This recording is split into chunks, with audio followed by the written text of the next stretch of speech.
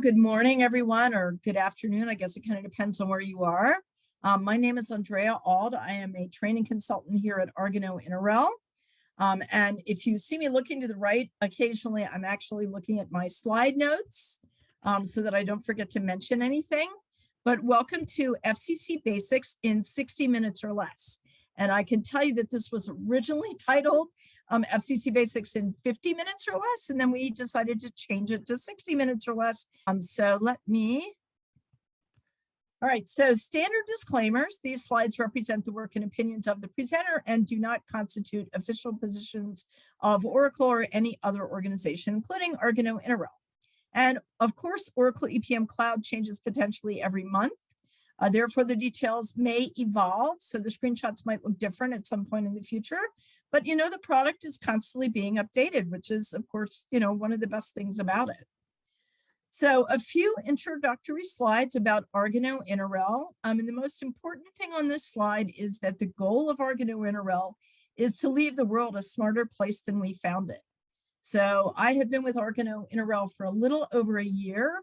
I met some of the folks at Interrel a couple of years ago at Kscope, which is coming up again in a few months. And I have a whole set of Edward Brodsky and Tracy McMillan's Look Smarter Than You Are books sitting on my bookshelf.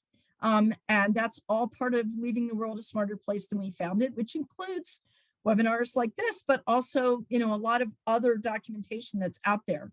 Several of our employees have blogs, etc. So that's the goal, leave the world a smarter place. We are a 5-time EPM and Analytics Partner of the Year. We have experience in the major EPM products, planning, FCC. I did a prior presentation on Account Reconciliation Cloud, taught some customers yesterday on profitability and cost management. So lots of EPM Cloud products. Our net promoter score here at Interrel is 77%, which, as you can see in the upper right-hand corner, is a measure of how likely a customer is to recommend us to a friend or colleague. And the industry average is 24%, and we're at 77%. So I'd say that's not too bad. All right, so an exciting thing for those of you that have ever been to Kscope before, and we were just talking about Kscope. Kscope is pretty awesome, and it's going to be live for the first time in 2 years. And some of our presenters are going to be doing webinars over the next few weeks. So every Wednesday at 2 p.m. Eastern time from May 11th until June 15th, which is right before Kscope. There's going to be some interactive interview style webcast series with the people that are actually doing presentations at Kscope, including Edward Brodsky, Glenn Schwartzberg, Kevin Whalen, Terrence Walker, who's the head of the FCC Financial Close team, which isn't just FCC, it's other products. Josie Manzano-Stetler, who's our planning lead, and Wayne Venslees, who's our Oracle Analytics lead. So you'll get to know a little bit more about those people before you hopefully get to go see them present in person at Kscope in Texas. And of course, it's the first live conference in a couple of years in Grapevine, Texas, from June 19th through the 23rd. And you can save $100 on your registration by using the code ArganoInterRel. And saving money on registration is, of course, always a really good thing. So let's jump right into FCC. A little note beforehand to talk about the intended audience for this presentation. So my background, I was with Oracle University for a long time. I taught HFM and became a little bit familiar with FCC when it first came out. So one of the audiences for this presentation is customers that are currently on HFM on-premise, and they kind of want to know a little bit about, well, is FCC significantly different, or am I going to feel pretty comfortable? But also there may be a portion of you that are planning cloud people, and you want to know, well, I hear about FCC, what is that, and how is it different from planning? So my first slide, and this is a little abbreviated because I'm trying to fit a lot of stuff into 60 minutes. So the first thing to be aware of about FCC is, and I'm looking over here at my slide so I don't miss my notes. The first thing about FCC is it's important to bear in mind that FCC is what we call a purpose-built application. So its purpose is consolidation, right? So it's designed with some built-in features that are kind of best practice that is a little bit different than what you might think of if you're familiar with planning, because planning doesn't necessarily have a whole bunch of pre-built business rules or a pre-built dimension members, whereas FCC does. So in FCC, when you build an FCC consolidation application from scratch, you pass the screen along the way, and you'll see the consolidation checkbox is checked in the upper left-hand corner. That indicates that this is a consolidation application. The multi-gap reporting, all I'm going to say about that for right now is that it will add a dimension automatically when the application is built, and the members of that dimension are usually GAAP and IFRS, so that you can look at intersections and see this is an intersection that I'm using for GAAP reporting. This is an intersection that I'm using for IFRS reporting. There's also some information in that section about cumulative translation adjustment, but that's a little bit beyond the scope of this presentation, although there may be a subsequent presentation at a later time. The next section talks about intercompany data. And in my application, we have enabled intercompany eliminations. That will probably also be a separate presentation just because it's a little bit too much detail for FCC basics.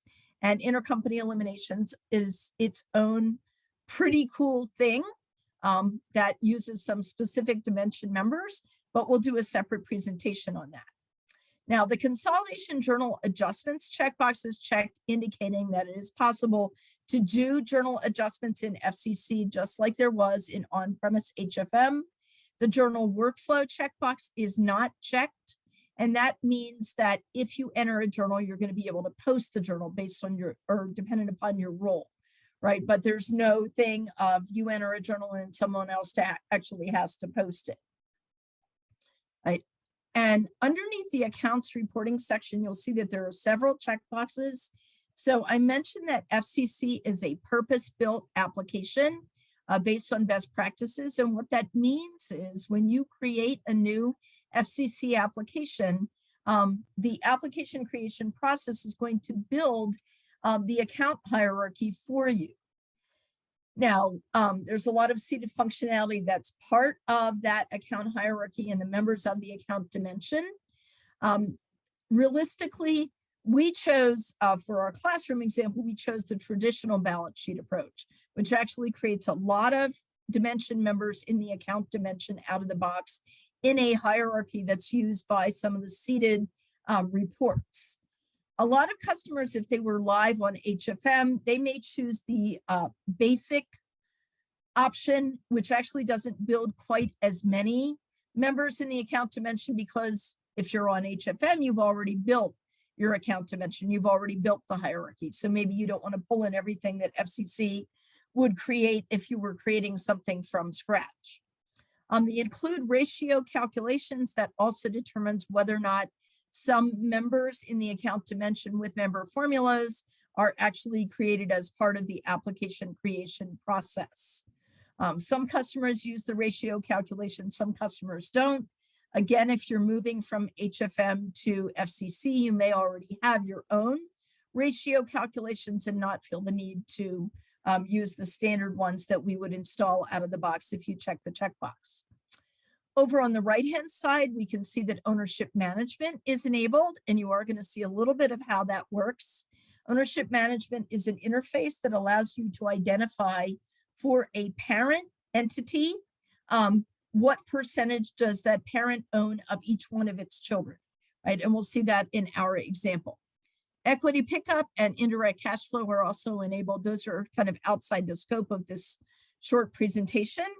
And the other thing that's most important probably is we have in our classroom environment defined 3 custom dimensions, primarily to provide additional detail for revenue accounts. And our custom dimensions are department, geo, and product. You can have a certain number of custom dimensions. If you choose multi-gap reporting, that actually eats one of the members of the custom dimension. But in our example, it didn't really matter because we only needed 3 members or 3 custom dimensions. So this screenshot is a picture of a sample FCC data intersection. And hopefully this is helpful to you. This is kind of the way my mind works. So a standard FCC data intersection would consist of dimension members that you're familiar with if you're coming from on-premise HFM or you're coming from planning. And those are things like scenario, year, period, view, entity, intercompany, account. And then there are some dimensions in FCC that didn't necessarily exist in HFM, but honestly, which a lot of customers created in HFM. So one of those dimensions that customers created in HFM that is now part of the standard build in FCC is a dimension called data source. And there are seated members for the data source dimension. There is a seated member called data input, and that is used for intersections where you are physically entering data in a data form. There's another member called managed data that you load data to when you were loading data using data management, which used to be called FDMEE in on-premise. There are two dimensions that together provide the functionality that the value dimension provided in on-premise HFM, and those are called currency and consolidation. And then there is a dimension called movement, which is specifically for cash flow reporting. Now, a lot of on-premise HFM customers, if they wanted to do cash flow reporting, they had a dimension called flow that had members like opening balance and ending balance. Right now, the cash flow discussion is a little bit beyond the scope of this presentation. Just know that those dimensions, data source, currency, consolidation, and movement, those are standard dimensions in FCC that didn't exist in HFM. Right. So then you also see our custom dimensions, which are department, geo, and product, and those are application specific. So some little pieces of information. First of all, in an intersection in FCC, the intercompany dimension will always reference a member called no intercompany unless the member of the account dimension has been flagged in its properties as an intercompany account. And if you come from like an e-business suite background like I do, you start thinking, well, how do I enforce that? And in FCC, you have something called valid intersection rules, which will be more familiar to people in planning. Some of the ability to enforce data loads to valid intersection was handled through other properties in HFM. In FCC, we use something called valid intersection rules. And you can actually create your own. For example, if you have a member of the entity dimension that's not valid with a particular member of the department dimension, you can create a valid intersection rule for that. Now, department, geo, and product are custom dimensions specific to my FCC application. If you need to create rules that would specify that a particular department is not valid with a particular entity or only valid with a particular entity, you can do that with valid intersection rules. And lastly, data entered in a form should reference the data input member of the data source dimension. Data loaded via data management would reference the managed data member of the data source dimension. Data resulting from journals will use the journal input member of the data source dimension. And that means when you're looking at an intersection in a data form, you know where the data came from because you're looking at an intersection that references a specific member of the data source dimension. Now, a couple of other additional things, right? In FCC, data is always entered or loaded to a member of the currency dimension called entity currency. Other members of the currency dimension, there are other members, there's a member called parent currency, are populated by the translation component of the consolidation process. So the record that you're looking at references the entity currency member of the currency dimension, which means that the balance that you see is in the currency of that entity as specified in the properties for that member of the entity dimension. And in this example, B499, that member of the entity dimension, its default currency is US dollars. So this record is in the currency of the entity, which means it's in US dollars. Now, data is also always entered or loaded to a member of the consolidation dimension, kind of like the value dimension in HFM, called entity input. Other members of the consolidation dimension that you'll see a little bit later are populated by the consolidation process. So valid intersection rules can prevent you from entering or loading data to an intersection that would normally be populated by the consolidation process. And lastly, members of the account dimension are normally associated in your metadata with an appropriate member of the movement dimension. So for example, for the intersection that you're looking at, the account A4001 sales, that is tied to a member of the movement dimension called changes in net income. And again, that movement dimension is used for producing cash flow statements, a little bit beyond the scope of this presentation, but something that would certainly be covered if you were upgrading to FCC as part of your discussion with your InterRel consultants. So a sample valid intersection rule is shown in this slide. There are some seeded valid intersection rules. We go over them in the FCC course. This is one of the delivered valid intersection rules, and its purpose is to prevent you from loading data to an intersection that uses the entity consolidation member of the consolidation dimension, which only gets populated by the consolidation process in combination with a level 0 member in the entity dimension. So because that intersection should only be populated by the consolidation process, we have a seeded valid intersection rule that would prevent you from loading data to that intersection. If you need to add rules that say this entity is not valid with this department, you can add those rules yourself in the valid intersection screen. Now, for my example, we're going to take a look at an entity hierarchy that's remarkably simple. We have a parent entity called Division B. Its name is Division B. Its alias is Division B Jerry, because someone was a big Seinfeld fan. And so that is our parent entity. Its default currency is US dollars. It has two child entities, B499, which is also in US dollars, but which is only partially owned by its parent, and B210, which has a default currency of Canadian dollars, which is 100% owned by its parent. So the 499 child, when its balance gets consolidated, only a part of its balance will be consolidated to the parent because it's only 50% owned. The 210 entity has a default currency of Canadian dollars, so those balances will need to be translated using the appropriate exchange rate into US dollars, which is the currency of its parent. Now, I have a note at the top of the slide that says metadata can be maintained in Oracle EDM. And you know, Oracle is big on three-letter acronyms. So EDM is Enterprise Data Management. That is the cloud data management product. If you're on HFM, you may be familiar with the on-premise product called DRM, Data Relationship Management. The functionality is similar. Master data management basically allows you to create validations, for example, to assure that every member you create in the entity dimension has a value for the base currency property. Every member in the account dimension has a value for the account type property. And you can also create a request screen where you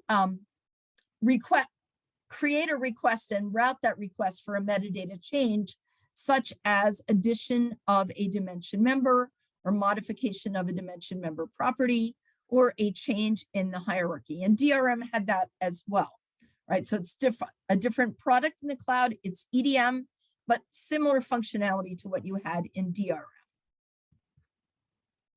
So now let's talk about entering and viewing data. Now, first of all, actually, let me go back to the slide for a second so I don't distract everybody. First of all, you're not really going to be entering data, right, in FCC. You're going to be loading data from your general ledger via data management. But I am going to show you a data form. I'm going to show you what it would look like if you're entering data, but chances are you'll be loading data. So first of all, in FCC, there are some seeded data forms called the data status form. Now, we actually made a copy of that form and changed the name so that it only displayed members in the entity dimension that are part of the hierarchy that we use for training. Now, in HFM, you could right-click in a cell and you could see whether or not data had been modified in the cell. That's not doable in FCC. In FCC, there's actually a separate data form that you go to view these status. And so notice what we're looking at is we're looking at data status for the actual scenario for year FY19, and we're looking at the entity currency member of the currency dimension. The entity dimension is shown in the rows on the left-hand side of the screen. In the columns, you see the period dimension, and you see a column for approval status, which we won't discuss because in the training class, we don't actually use process approval. But the calculation status column shows you the status of the cell from a data standpoint. And notice before we enter or load data that the status is no data because we haven't entered any data and we haven't loaded any data. Now, above that, you notice for division A, which is a parent entity and its children, all of those cells have a status called system changed. And you're thinking, this looks just like HFM. So the system change status means that you have made a change to the system, i.e. you've made a change to the metadata, like you've added a dimension member, or you have made a change to a dimension property, member property, or you've changed a hierarchy, or you may have made a change to the consolidation rule, although chances are you don't need to do that because it's seeded out of the box. And that is what would result in a calculation status of system change. So system change means metadata or rule change. No data simply means there is no data in those intersections. Right, so this is showing you a data form. So data forms are kind of like data grids in HFM. I was going to add a slide that showed you how to define a data form, but figured I might not have time to do that. So data forms, again, they look a lot like data grids. At the top part of the screen, you have your point of view. It's actually two separate things. The leftmost part where you see all of the font is black. That's what's called the point of view, where you've chosen specific dimension members and you cannot choose other members, right? And then the part to the right where the font is kind of displayed in blue, that's what's called the page. There is a default dimension member chosen, but you are allowed to choose other members from that dimension. But the data form designer can specify which members in each of those dimensions you could choose for those particular dimensions themselves. So I'm going to just talk briefly about what this intersection represents. Back when I used to actually teach HFM in education centers, we would always put like an intersection on the board, and it would always be scenario, year, period, view, entity, intercompany, account, custom dimensions, etc. Right? So even though they aren't displayed in quite that order at the top of the screen, notice that the data that we are looking at is for the actual scenario for year FY19. The period is displayed in the columns. We're looking at periodic data, which means balance changes that happen during the period. So scenario, year, period, view. We're looking at the B499 entity. We're looking at the no intercompany member of the intercompany dimension because the product sales account has not been flagged as an intercompany account. Okay, and we are looking at data for product sales for department D210 for the GO1 member of the geographical region dimension, and then for this in the first row for the Sentinel tablet product because we're looking at the product dimension in the rows. Now notice that the data source dimension is data input because we're looking at data that was actually physically entered in a form, and we're looking at the entity currency member of the currency dimension, which means that we're looking at data that was entered in the currency of the B499 entity. And we're looking at the entity input member of the consolidation dimension because all other members of the consolidation dimension are populated via the consolidation process. And we're looking at the changes in net income member of the movement dimension because that is the appropriate member for the product sales member of the account dimension. Now, in a data form, enterable cells will be displayed with a white background. Read-only cells will be displayed with a gray background. So if you look at the row for a computer equipment, you'll notice that the cells are displayed with a gray background. And that's because computer equipment is a parent member in the product dimension that is shown in the rows. Okay, the intersection will also display as gray if that intersection violated a valid intersection rule, and it was an intersection to which you were not supposed to input data or to which you were not supposed to load data. If you were to enter data, which we actually do in the FCC course, just so that you know this is my data, and when I consolidate, I know what the expected results are. If you enter data, the background of the cell will turn yellow, right? And then when you submit the data, it will change back to white. Now, when we actually submit the data, the parent member in the product dimension, computer equipment, will be populated automatically via aggregation with the sum of all of its children, which are sales for Sentinel tablet, Sentinel standard notebook, Sentinel custom notebook, etc. Same thing with computer accessories. It's also a parent of cabling and accessories. So when you submit the data, its balance will be updated automatically.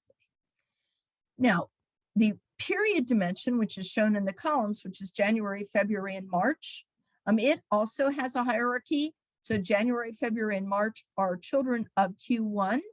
Because the account that you're looking at is an income statement account, where Q1 is the sum of January, February, and March, Q1 has a value automatically via aggregation in the period dimension.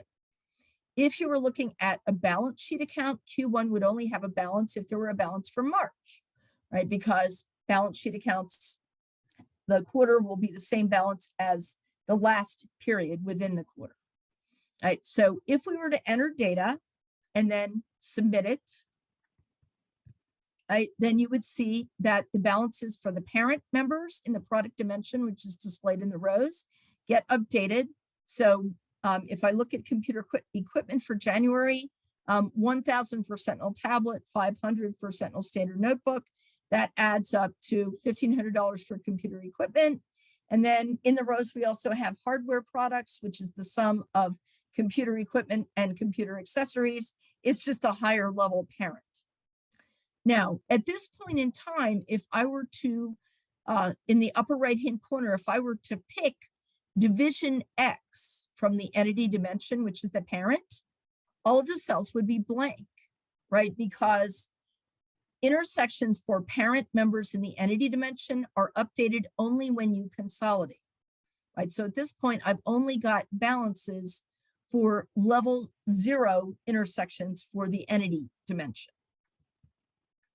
And if I go back, so let me go back for a second. So I entered data or loaded data via data management. I submitted it, right? So parent members in my custom dimensions in the account dimension got updated via aggregation, but parent members in the entity dimension don't have any values because I haven't yet consolidated. Now, if you go back and you look at the data status form, you notice that the status of those cells now says that it's impacted, meaning that you have made a change to the data, either by entering data or loading the data, but you haven't yet consolidated. Once you consolidate, the status will change back to okay, saying, you know, you haven't made any data changes since you've consolidated. But at this point, the status shows is impacted. And again, a little bit different from HFM. You can't right click on a cell and view the status. You actually have to go to a separate form. Also, and we'll talk about this in a minute, you can run consolidation as a business rule from any data form as long as the rule is attached to the data form, right? So kind of like in planning. So there's an actions button in this form. If you were to click the actions button and the consolidate rule were attached to this form, you could just run consolidation from this form. Same thing from this data form, right? If you attach the consolidate rule to this data form, you could run it from the data form. Right, so let's talk briefly about ownership management. So this is the ownership management interface. And what it allows is it allows entry of ownership percentages for each child entity of a specified parent. So if you look in the upper left-hand corner, we are looking at the Division B parent for the actual scenario for FY19 for the January period. And we're looking at Division B, the parent, and its two children, B499, which is in US dollars, and B210, which is in Canadian dollars. The ownership column says B499 is only 50% owned by its parent, and it is consolidated using a proportional consolidation method. B210 is in Canadian dollars, but it is 100% owned by its parent. Now, right, so we go in and we enter what percentage does the parent entity own of each one of its subsidiaries. But because I have a subsidiary entity, B210, that is actually in Canadian dollars, its balance needs to be translated from Canadian dollars into US dollars, which is the currency of its parent. Right, so in order to do that, I've got to have exchange rates. So there is a seeded form in FCC called the Enter Exchange Multi-Period Form. Right? You enter exchange rates to an entity called Global Assumptions. And the reason for that is specifically because the exchange rate between euro and US dollars doesn't change if you're in France versus if you're in Germany. It's still the exchange rate. So the seeded form has the from currency in the rows and the to currency in the point of view. We are looking at the exchange rate for Canadian dollars to US dollars. And we have two exchange rates. We have an exchange rate that would be used for income statement accounts, which is the average exchange rate, which is 1 Canadian dollar equals 1.32 US dollars. And then we have an ending exchange rate, which would be used for balance sheet accounts, which is 1 Canadian dollar equals 1.3215 US dollars. So I have a little note in the slide that says validation that exchange rates have been entered or loaded via data management can be performed as a task within Task Manager, because you want to make certain that the exchange rates have been loaded before you consolidate, or you're going to get unexpected results. Right, so we'll talk briefly about Task Manager. At the end of this presentation, Task Manager in the on-prem universe was a separate product. With FCC, with the EPM license, it's just part of the product. So you can actually make verifying that exchange rates have been entered. You can actually make that a task in Task Manager, and you can make that a required task to be executed before you run consolidation. Right, so you can create dependencies on those tasks within Task Manager. So running consolidation, you can run consolidation as a business rule from any data form to which the rule has been attached. You can also run the consolidation rule from the rules card, and in either case, you have to have permission to run the rule. You can also run the rule from Task Manager. Task Manager, you can set it up so that there are prerequisite tasks, like verifying that exchange rates have been entered before you run consolidation, so the consolidation doesn't fail.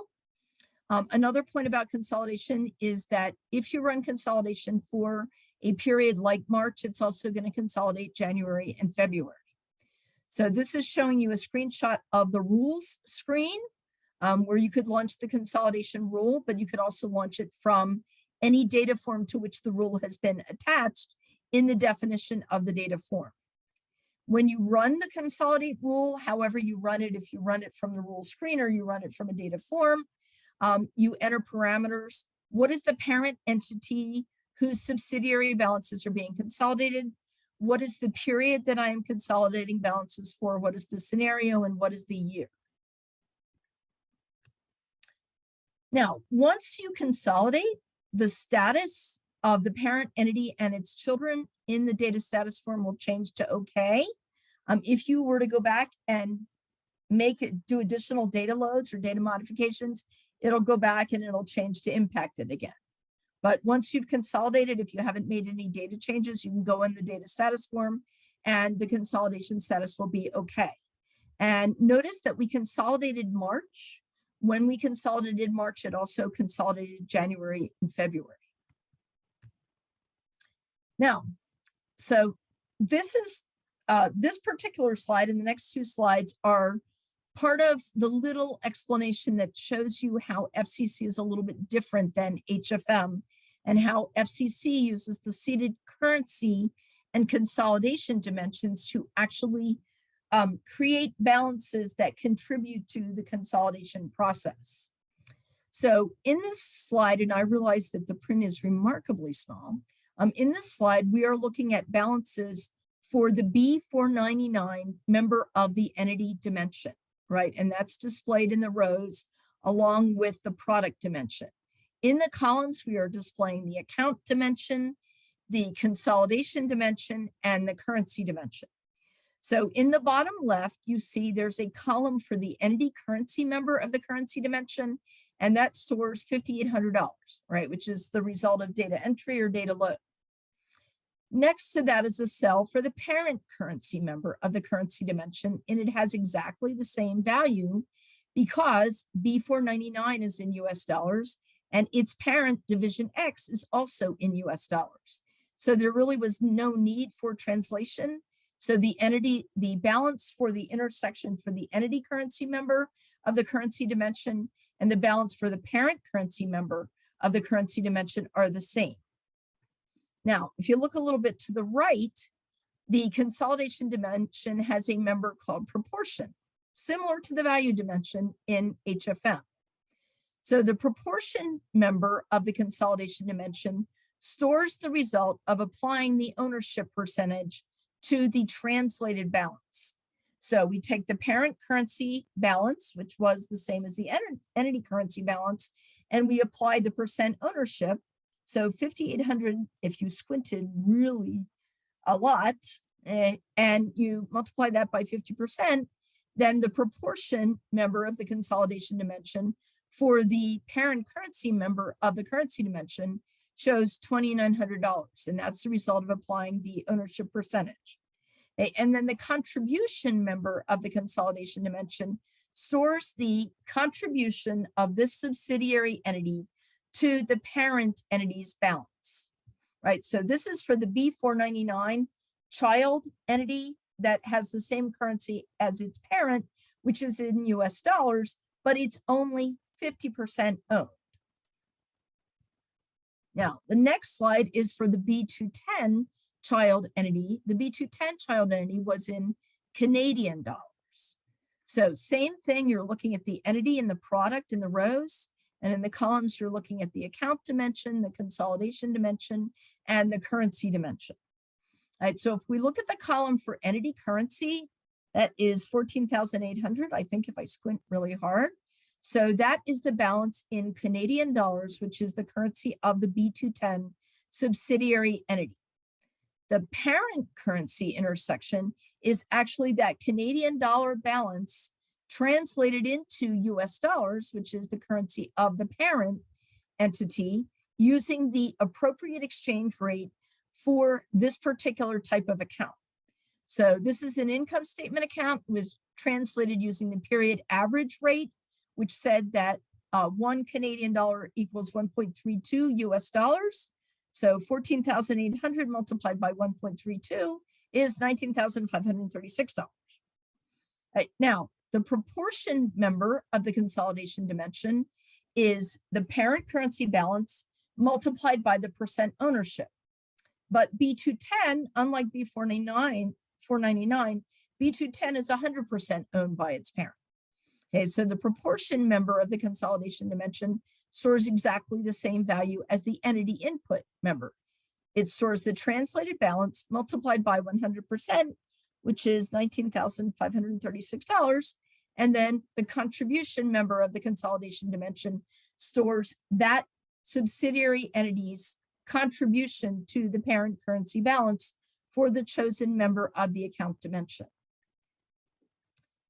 And then in a similar data form, we're now looking at the parent entity, right? And the parent entity, we would be looking at the intersection for entity total for the parent entity's own entity currency, which is $22,436, which is the result of the amount in US dollars contributed by the B499 child, which was also in US dollars, and the translated amount from the B210 child, which was in Canadian dollars. Now, there is a seeded report available out of the box in FCC called the Consolidation Audit Trail, and it actually shows you that detail. So you see, and this is for the A4001 product sales account, you see the original balance for B499 was $2,900. That was the entered amount multiplied by the 50% ownership. Okay, the contribution from the B210 subsidiary, which was in Canadian dollars and translated into US dollars, was $19,536 for a total balance of $22,436 US dollars. And that's the consolidated balance at the Jerry parent. Right now, little comment about this. This is all standard logic out of the box, right? You're not writing a business rule for this to happen. The application of percent ownership is part of the standard consolidation rule. The translation is part of the standard consolidation rule as well. Now, a nifty little thing, I think it's a nifty little thing because I like documentation. A nifty little thing about FCC is that there is a form within FCC where you can go in and you can actually see a little explanation of exactly what is happening when the standard consolidation rule runs. And there's actually 3 sections. There's local currency, because there's some things that are actually happening also with the movement dimension. And then there's translated, and then there's consolidation. There's actually a bunch of little sub rules that run when you run this seeded consolidate rule. Some of those sub rules you cannot modify, but you can view an explanation of what they do. Some of those sub rules you can modify. The non-modifiable ones are displayed in a gray font. The modifiable ones are displayed in a blue font. Okay, but if you click on any rule, like we've selected opening balance carry forward, and then you look on the right-hand side, there's a little eye icon. You click on that, it explains exactly what this sub rule is doing at a pretty detailed level in terms of discussing which members of which dimensions are actually being affected. Okay, so it's telling you local currency opening balance is retrieved from local currency closing balance. So it's actually setting the opening balance for the next period to the closing balance from the prior period. Right, so not going to go into a lot of detail, but if you have access to an FCC environment, you'll be able to go in and actually look at the details. In the next slide, I will have clicked on the translated link there. And this is where you can specify what translation method and what account stores the exchange rate that you use for translating balances for balance sheet accounts versus translating balances for income statement accounts. And so if you were to click on that what do they call it? Translated link there, it would show you this screen. There's a little button that says manage defaults. And you can say, okay, for balance sheet accounts, my exchange rate account that stores the exchange rate for period end rates is called FX rates ending. The exchange rate that I use for income statement accounts, I use the exchange rate account called FX rates average. And I have a little note in this slide. Terrence Walker, who's the head of our consolidation practice, did several really good webinars, one of which, unfortunately, I forget the title, but it was all about easy configurations for consolidation rules that you can do on your own. And this was one of the things that he mentioned. I believe that he also showed a little bit in Calculation Manager as well, but you can find that on the InterRel YouTube channel. Now, let's talk a little bit about translation. And you're probably thinking, didn't we already discuss translation? Well, yes, we did, because translation happens automatically as part of the consolidation process if a subsidiary entity's currency is different than that of its parent. So you don't have to do translation as a separate step. It happens as part of consolidation. But let's say that you want to see the balances of a base entity in a currency other than that of its parent. Right? And that isn't exactly what the screenshot represents. But in this screenshot, we're looking at the data status, seeded data form, and we're looking at the actual scenario, year FY19. But for the currency dimension, instead of choosing the entity currency member, okay, which would be balances in the entity's own currency, or the parent currency member, which would be balances translated from the entity's own currency to the currency of its parent, we can pick a reporting currency. Now, this doesn't quite make sense because you're thinking, wait, the parent currency was US dollars. But imagine in your mind for a moment that it was euro, all right? So, which is not the currency of the subsidiary, it's not the currency of the parent, but you want to see the balance in the subsidiary's accounts in euro, right? So if you chose a reporting currency in the data status screen, you would see all the cells say the translation is needed, right? Because although you translated balances into the parent currency, you didn't translate balances into the euro reporting currency, right? So you would see translation needed. You can run the translate business rule either from the rules card or from any data form to which the translate rule is attached. Now, translated balances in a reporting currency, this screenshot is intended to show two things.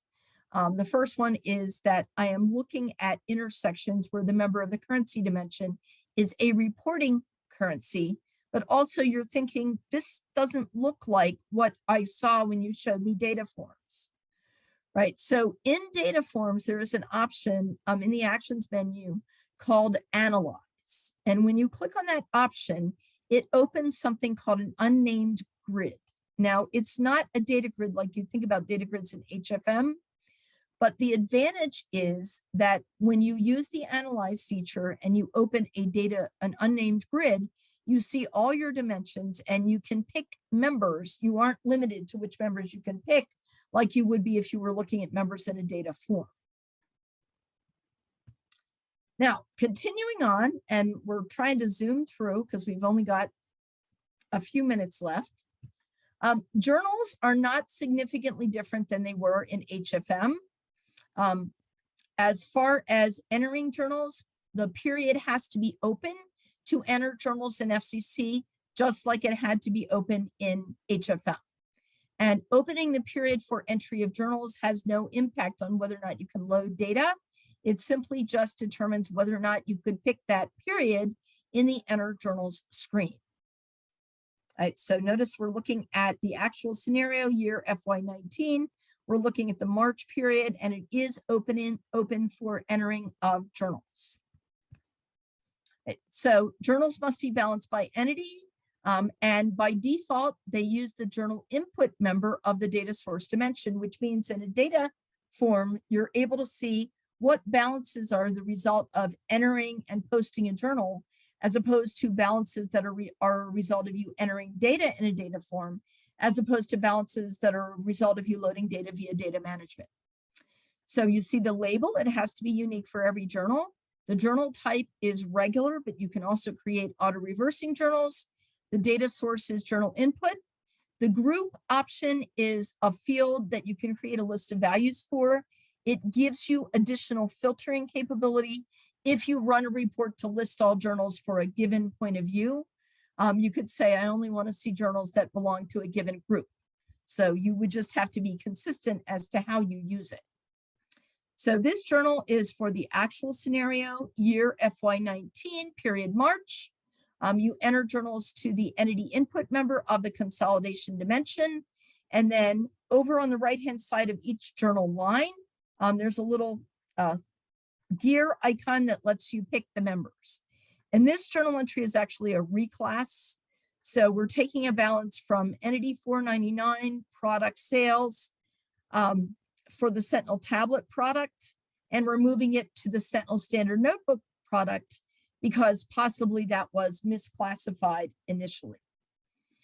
Now, Journals, when you create them initially, have a status of working.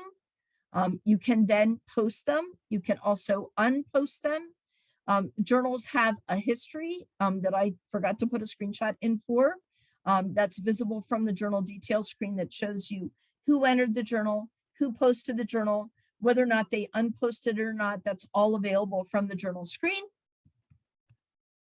And then balances resulting from entering and posting a journal entry can be viewed in a data form by choosing the journal input member of the data source dimension. And then in the data source dimension, there's also a parent member called total data source that is the sum of all data as a result of data input, all data as a result of data load from data management, and all data as a result of journal input. Now, one little thing that FCC does not currently have is the ability to click in that cell and view the journal. Right? That was something that was available in HFM. It's not quite there yet in FCC, but you can run a journal report to see the journals. But you just can't right-click in a cell in a data form and go directly to the journal. So the seeded journal report is not significantly different than the journal report that we had in HFM. It just lists all of the dimensions for all of the journal entry lines for whatever parameters you chose when you ran the report. Now, let's move on really quickly to Task Manager. Task Manager in on-prem was a separate product. In FCC, it's part of the EPM license. And I believe the Task Manager will at some point also be part of planning and some of the other applications as well, because it's a pretty neat tool. So Task Manager is exactly that. It's a way of managing your financial close process by assigning tasks to individuals. And there's a couple of dashboards that are available so that you can see, have I completed all of my tasks? How many of my tasks are late? There's a compliance dashboard that shows you kind of performance. Do I normally complete tasks on time? Right, but this is an example showing you the work list interface, which is the interface for someone who needs to perform those tasks. And in this slide, I've showed you someone's work list and they have two tasks. The first task is for them to go in and verify that exchange rates are loaded. And they can do that by viewing the enter exchange rates data form, but they don't have to go into FCC. They can view the form from Task Manager. They can add comments to the task. They can upload attachments to the task, all of which become part of the permanent task record. And then the second task that they have is to run consolidation. And there's actually, you can create a dependency on Task Manager that would not allow someone to run consolidation unless they had said, yes, I have verified that exchange rates were entered. Right, so this shows you a Task Manager screen. Notice that in the screen, you're looking at the same form that you saw when you're in FCC, but you're looking at it from within a task in Task Manager. Right? So you're looking at the enter exchange rates data form. You're verifying that, in fact, there are exchange rates that have been entered. Notice that you can see the status of the task is open. The task type is that it references a data form in FCC. So you don't need to go into FCC to view the data form. You can see the actual start date. If the tasks were complete, you could actually see when they actually finished it. Right, so there's a big audit trail there. Every task can have questions that the task assignee has to answer. So in my example task, they have to tell me where did they get the exchange rates from. And you can make the questions required. The questions can be defined so that the answer is a list of values, or it's yes, no, or it's true, false. There's also ways for you to collect additional information using something called custom attributes, right? You can allow, or task assignees and approvers can add comments. They can add attachments. They become a permanent part of the task record, which means that you now have the central repository for everything that happened during your period close process, including any Excel worksheets, any other attachment documents, any comments, that were associated with performing of that task. It's all part of the permanent task record, and it's all part of Task Manager. Right. Now, this tab shows you the dependency that I mentioned. So I'm looking at the task where you would verify that you entered the exchange rate, and part of the task definition says that it has been defined as a predecessor to the run consolidation task. And what that means is until you've submitted the task as the assignee and the task is marked as complete, you can't execute the run consolidation task because it's dependent upon you having completed this task. Also, for every task, you can define rules that will determine whether or not, how the task is processed. And some of the rule types include you can prevent submission of the task, you can prevent approval of the task or rejection of the task by the task approver.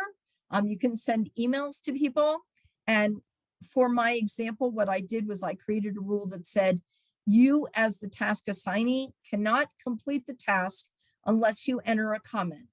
Even if the comment is just something like, yes, I went into the form, I verified the exchange rates were there, but you have to have at least one comment, or when you click on the submit button, it gives you an error.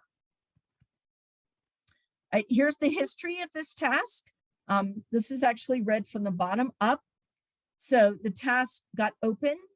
The task assignee answered a question, they added a comment, they added an attachment, they submitted the task. The task had no approver, so the status changed to closed.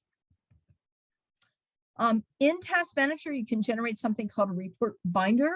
It opens up as a zip file. The zip file has several folders. One of the folders contains a report that shows you the history of all the tasks, who executed them, how long it, who executed the task, whether or not they answered a question, etc.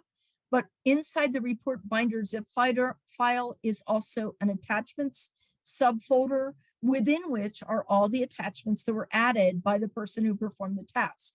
So again, it's a central repository for everything that was done in relationship to that period close task.